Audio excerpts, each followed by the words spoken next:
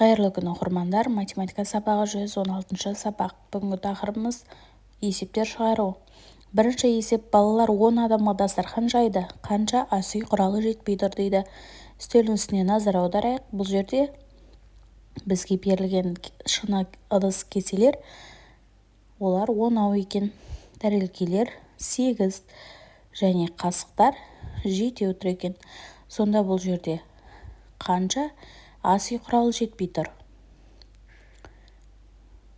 3 қасық жетпейді және 2 тәрелке жетіспейді. Қысқаша жазылуы бойынша есептер құрастыр дейді. Балалар ыдыстардың санына қарай есептер шығарамыз. Екінші, азық-түліктердің бағасын ең қымбатынан бастап ең арзанына қарай жаз дейді. Және қарағанда қаншаға қымбат екенін анықтау қажет болатын есеп құрастыр дейді. Мысалы, бұл жерде ең қымбаты бізде нан болып тұр, ол 100 теңге. 90 теңгеге сары май, одан кейін 70 теңгеге ірімшік және 50 теңгеге қант, 30 теңгеге бутерброд және 10 теңгеге бізде пирожки берілген екен. Енді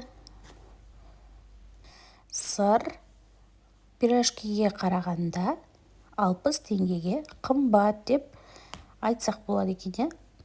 Солай өздерің тағы неден қымбат болып тұр, есеп шығарыңдар. Үшінші есеп: есепте және досыңды тексер дейді. Бұл жерде қосындылар мен азайту амалы берілген, есептер берілген екен. Бұл жерде біз ең алдымен бірліктерін қосып азайтып алып есепті шығарамыз балалар.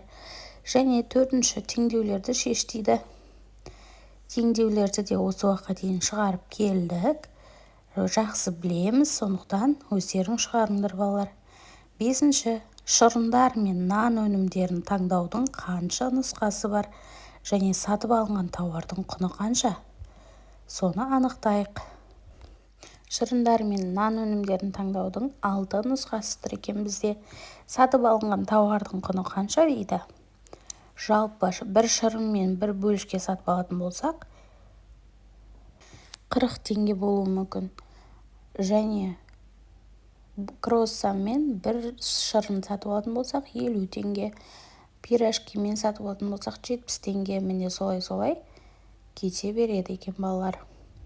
Жақсы балалар, сау болыңдар, каналға міндетті түрде жазылып алыңдар.